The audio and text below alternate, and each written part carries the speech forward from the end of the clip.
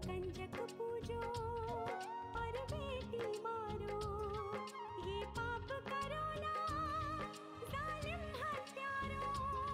मत पाप करो, मत पाप करो। क्यों मारते हो बेटियां जब पूजते हो कंजकी।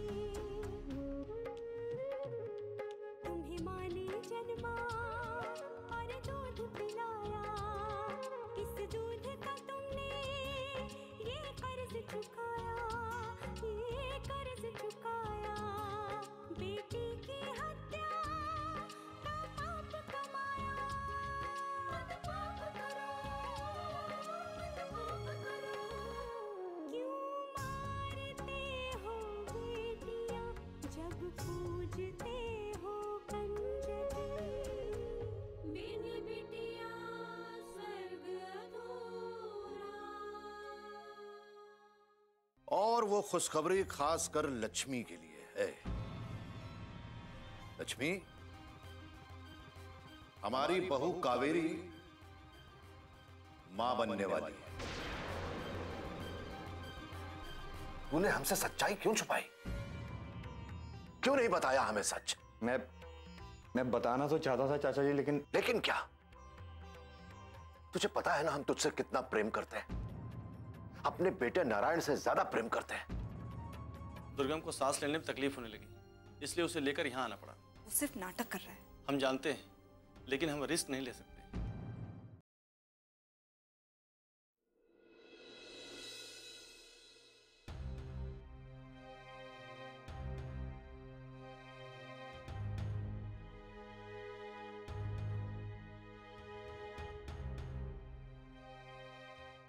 पता नहीं कहाँ चले गए हैं ठाकुर साहब सुबह सुबह। कहीं लक्ष्मी के घर तो नहीं चले गए? हे भगवान, लक्ष्मी की रक्षा करना।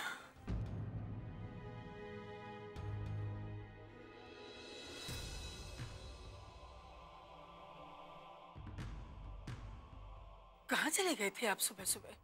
दुश्मनों को यह बताने कि हम कमजोर नहीं हैं। ये आप क्या कर रहे हैं ठाकुर साहब? दुर्गम ने कितना घिनौना काम किया है। एक लड़की की जिंदगी बर्बाद की है उसने, फिर भी आप उसका साथ दे रहे हैं। तुम शायद भूल रही हो ठकुराइन कि वो हमारा भतीजा है।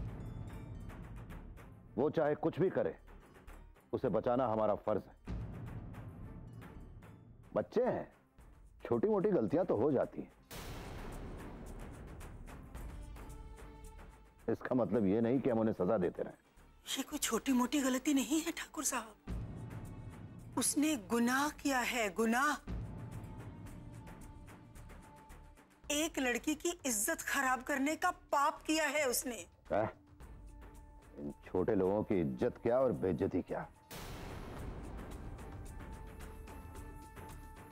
और दुर्गम तो हमारा लाडला है, उसके तो हम 7 खून भी माफ कर सकते हैं।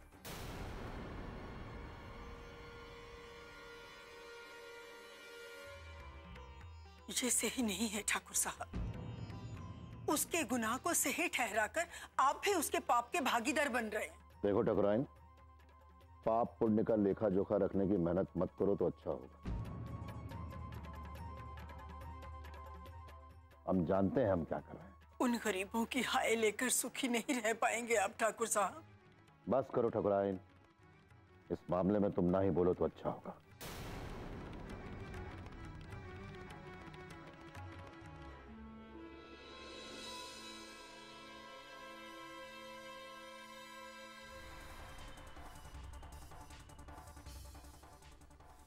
बहुत दुख होता है ठाकुर साहब, ये जानकर कि काली की पूजा करने वाले इंसान के दिल में लड़की की इज्जत की कोई अहमियत नहीं, कोई अहमियत नहीं।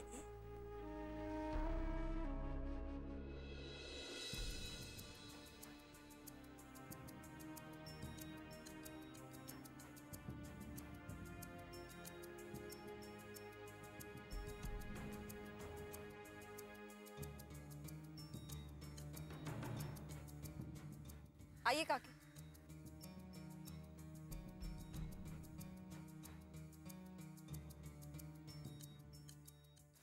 बस बिटिया, बहुत बहुत मेहरबानी।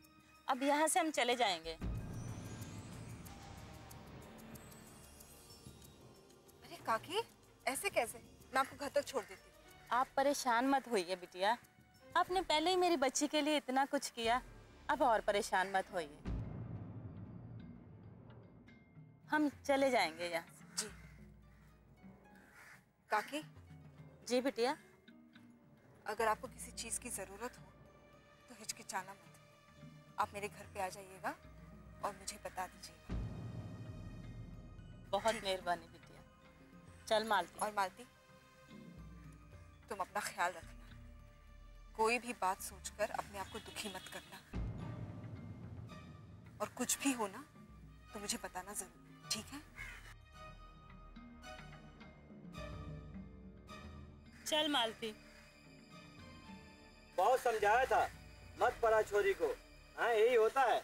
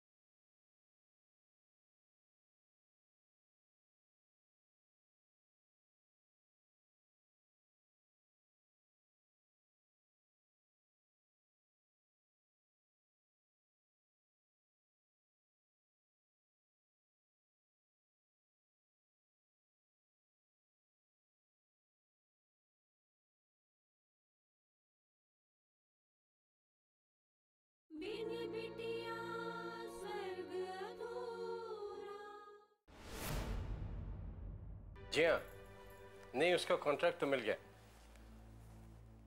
नहीं, पैसे मैं भिजवा देता हूँ। ठीक है, मैं आपसे बाद में बात करता हूँ।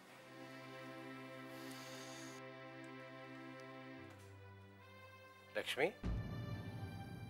जी बाबूजी। कहाँ से आ रही हो तुम? बाबूजी, आज मालती को दवाखाने से छुट्टी मिलने वाली थी, तो मैं उसे घर छोड़ने गई थी। तो तुम इतनी खोई खोई सी क्यों? किसी बात को लेकर परेशान हो तुम? अच्छा ये बताओ, मालती ठीक तो है ना? वो ठीक कैसे होगी बाबूजी? लोग उसे ठीक रहने देंगे तब ना। मैं कुछ समझा नहीं, तुम कहना क्या चाहती हो? बाबूजी, मैं मालती को जब घर छोड़ने गई थी तब सब लोग उसे देखकर कानाफूसी करने लगे, उसके बारे में तरह तरह की बातें करने लगे। बाबूजी, बेचारी मालती और कौशल्या काकी शर्म से पानी पानी हो गई। वो आंखें भी ऊपर नहीं उठा पा रही थी। बड़ा दुख हुआ बाबूजी। ये सब देखकर मुझे लगा कि कैसी दुनिया है ये। एक औरत जिसके साथ इतना बड़ा जुल्म हुआ है, उसका साथ देने की बजाय लोग उसके बारे में तरह तरह की बातें कर रहे हैं। ये तो होता ही है लक्ष्मी। औरत की इज्जत कांच की तरह होती है, जरा सी ठोकर लगी नहीं कि टूट कर चूर चूर हो जाती है। लेकिन ये कहाँ का इंसाफ है बाबूजी? एक औरत जिसका सब कुछ छिन चुका है, लोग उसके बारे में तरह तरह की बातें करके उससे खुलकर सांस लेने का अधिकार भी छीन लेना चाह रहे हैं। बेटा, इतना तो कोई सोचता ही नहीं है कि उस पर क्या बीत रही है। बस उन्हें इतना पता होता है कि यह काम नैतिकता के विरुद्ध हुआ है, भले इसमें गलती किसी की भी हो। लेकिन कब बदलेगा ये सब बाबूजी? कब लोग एक दूसरे के लिए खड़े होकर अन्याय के खिलाफ लड़ेंगे? बेटा, अशिक्षा ही इस सब का सबसे बड़ा कारण है। ज्यादातर गांव वाले कुएं के मेंढक की तरह ही रहना पसंद करना चाहते हैं। वो बाहर निकलना ही नहीं चाहते। वो जानने की कोशिश ही नहीं करना चाहते कि देश तरक्की करके कहां से कहां चला गया, कितना परिवर्तन आ गया, महिलाओं की दशा में पहले से कितना सुधार हुआ है। और ये सब शिक्षा की वजह से। तुम शहर में देख लो, लड़कियों को कितना सम्मान मिलता है, पढ़ लिख कर वो पुरुषों से आगे निकल गई। लेकिन गांव में यह सब नहीं है, क्योंकि गांव वालों को अभी भी बहुत कुछ सीखना बाकी है। जब वो जागरूक हो जाएंगे तभी ये माहौल बदलेगा। मुझे लगता है बाबूजी कि लोगों को जागरूक करने की शुरुआत मुझे ही करनी होगी। क्यों नहीं बेटे, ये तो बहुत अच्छी बात है। यहाँ तुम्हें लोग बहुत मानते हैं। तुम उन लोगों को समझाओगी तो वो जरूर समझेंगे। लेकिन बाबूजी, माँ। देखो लक्ष्मी बेटे, अगर हम कोई राह पूरे विश्वास के साथ चुनते हैं तब कोई कुछ भी कहे, हमें अपने फैसले पर अटल रहना चाहिए। देखो बेटा, मेरा ऐसा मानना है कि किसी की बुराई करने के बजाय वहां बदलाव लाने का प्रयास करना चाहिए। हाँ बेटे, शुरू में अकेले जरूर हो सकते हो आप, असफलता का सामना भी करना पड़ सकता है, लेकिन अगर आप सही हो तो लोग आपके साथ जुड़ते चले जाएंगे। धन्यवाद बाबूजी, आपने मेरा काफी हौसला बढ़ा दिया। और बेटे, तुमने मेरा सर गर्व से ऊंचा कर दिया।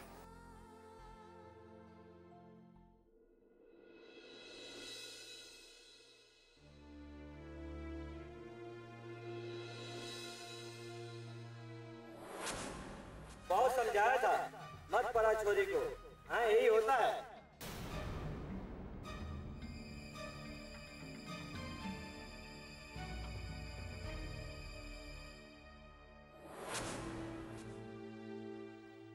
मालती बेटा, ऐसे क्यों बैठी हो? अच्छा बताओ, क्या बनाऊं तेरे लिए खाने में? कुछ नहीं माँ। कुछ कैसे नहीं, तेरी पसंद का कुछ बनाती हूँ बेटा। कौन हो तुम लोग? ऐसे कैसे गुस्से चले आ रहे हो? देखो काकी, एक बात अच्छे से समझ लो, ये जो पुलिस में शिकायत की हो ना दुर्गम ठाकुर के खिलाफ, उसे आज का आज वापस ले लो, वरना ठीक नहीं होगा। क्या ठीक नहीं होगा? उस नीच ने तुम्हें भेजा हमें डराने के लिए? जबान संभाल कर बात कर बुड्ढी। तू अभी ठाकुर साहब को जानती नहीं है। कहीं उनका दिमाग फिर गया ना तो तेरा पता नहीं चलेगा कहां गई तू।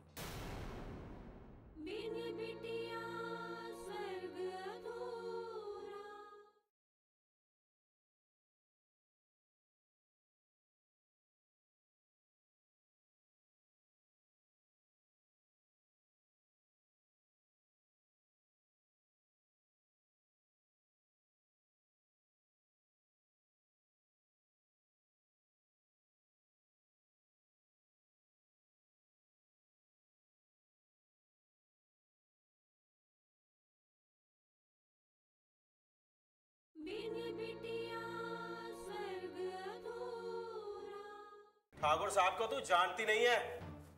अभी तेरी हरकतों को वो चुपचाप सहन कर रहा है। कहीं उनका दिमाग फिर गया ना तो तेरा पता नहीं चलेगा कहां गई तू। तेरी जिंदगी में तबाही आ जाएगी। अरे जाओ जाओ, हम नहीं डरने वाले किसी से। और एक बात बताओ, तुम्हारे घर में माँ बहन नहीं है जो उसकी तरफदारी कर रहे हो तुम लोग? देखो बुड्ढी, ज्यादा बक करने की जरूरत नहीं है। जो कहा जाए उतना ही करो। आज का आज अपना शिकायत वापस ले लो, वरना ये तुम्हारी लड़की है ना, इसको उठा कर ले जाएंगे। सारा तंता ही खत्म हो जाएगा। ना रहेगा बांस ना बजेगी बांसुरी। डर गई ना काकी? एक बात याद रखना, ये सब फिजूल का बकवास नहीं कर रहे हैं। जो कह रहे हैं करके दिखा देंगे। पिछली बार तुम्हारी लड़की जिंदा मिल गई थी ना, इस बार ऐसा गायब करेंगे ढूंढती रह जाओगी। चलो।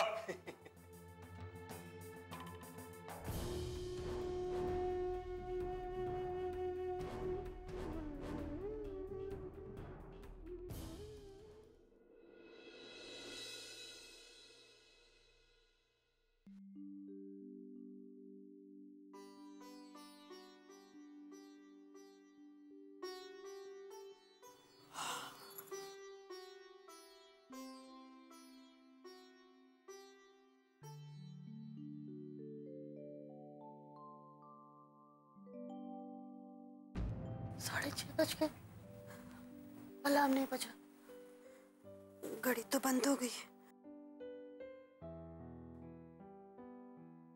देखो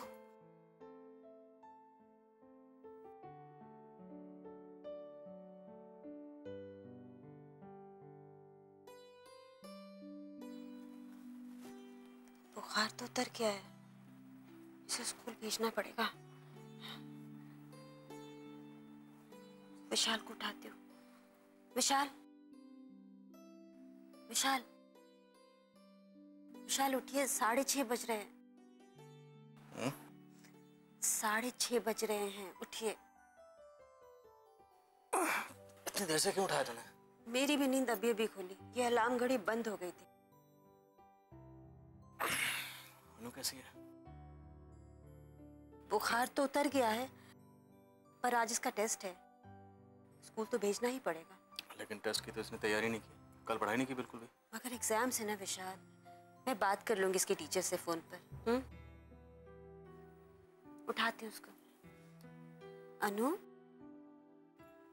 अनु बेटा उठ जाओ। Good morning. उठ जाओ, स्कूल जाना है ना? जाओ जाओ, गुड गर्ल। चलो चलो, जल्दी से फ्रेश हो जाओ, मम्मा आती है। हाँ, नाश्ता बनाएगी आपके लिए। विशाल आप भी तैयार हो लीजिए, मैं नाश्ते का इंतजाम करती हूँ। और हाँ, एक मिनट, एक बात कहनी थी। मुझे लगता है हमें अनु को उस डॉक्टर को फिर से दिखाना चाहिए। क्यों? परसों स्कूल के टेस्ट में टीचर ने उससे कुछ पूछा, उसने जवाब ही नहीं दिया। वो तो गनीमत है कि अभी बच्चों की मार्किंग उतनी सख्त नहीं होती, वरना इसका पूरा साल खराब हो जाता। ठीक है, मैं बात करता हूँ इसके डॉक्टर से। हाँ, तैयार करो उसके जल्दी से। हाँ जल्दी। मैं नाश्ते का देखती हूँ। जल्दी करना। हाँ कर।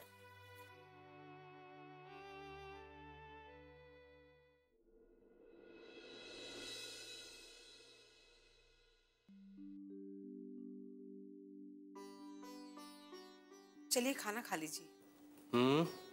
इतनी देर से क्या देख रहे हैं इस फाइल में? 2 बार कह चुकी हूँ खाना खाने के लिए। हाँ भाई, अभी चलता हूँ, रुको थोड़ा।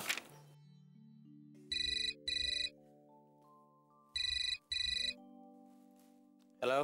हेलो, मैं इंस्पेक्टर सिद्धार्थ शर्मा बोल रहा हूँ। लक्ष्मी जी से बात करनी है। जी अभी बुलाता हूँ। लक्ष्मी, लक्ष्मी। जी बाबूजी। तुम्हारे लिए फोन है थाने से। थाने से? हेलो। हाँ लक्ष्मी जी। जी थानेदार साहब। कोर्ट की कल की तारीख मिली है। क्या कल ही पेशी है?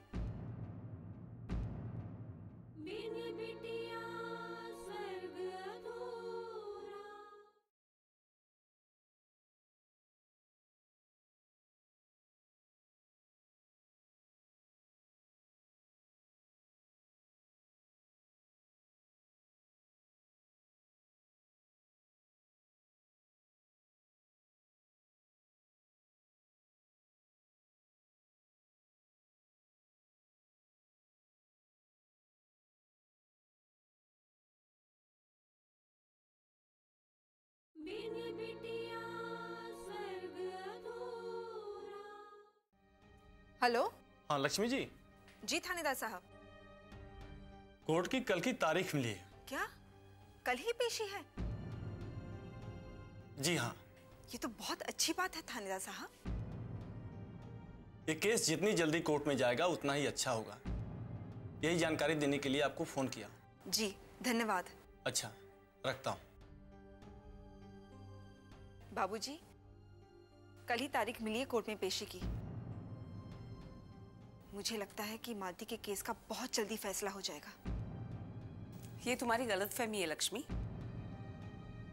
अभी तो कोर्ट कचहरी के चक्कर शुरू भी नहीं हुए हैं।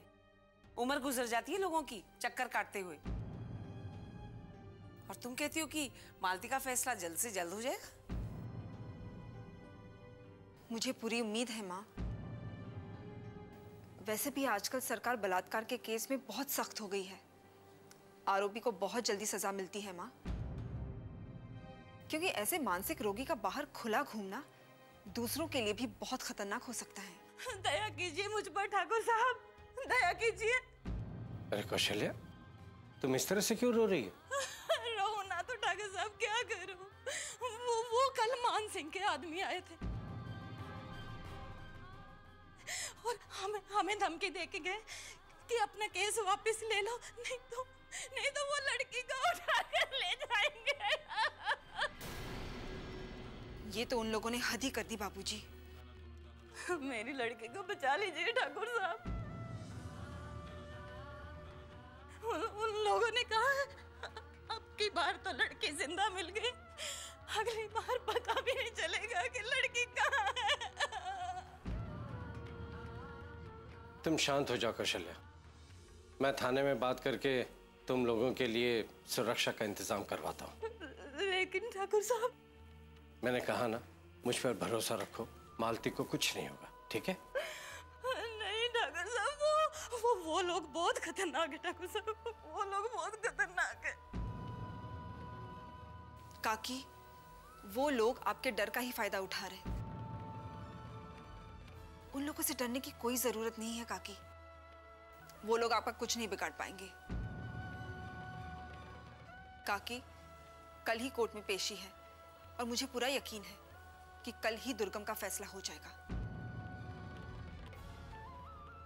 आप चिंता मत करो काकी। अब आपका ही आसरा है बिटिया, मेरी बेटी को संभाल लेना।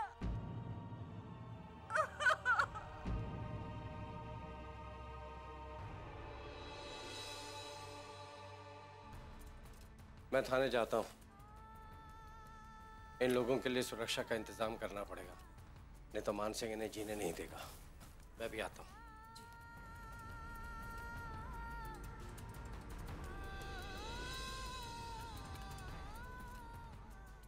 लक्ष्मी, देखना कहीं उनकी भलाई करते करते तुम उन्हें बर्बाद ही ना कर दो।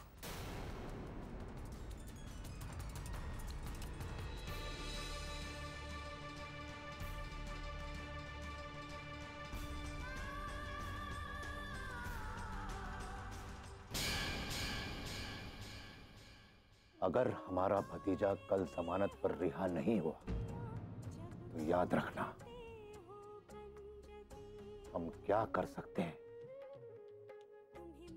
ये कोई नहीं जानता। बाहर निकाल मुझे, बंद कर अपना मुंह।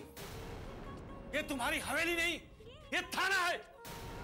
कल पेशी में क्या होगा ये मैं नहीं जानती दुर्गा, कि तुमने जो किया है ना उसकी सजा तुम्हें मिलकर ही रहेगी, फिर चाहे यहां की अदालत दे या वहां की।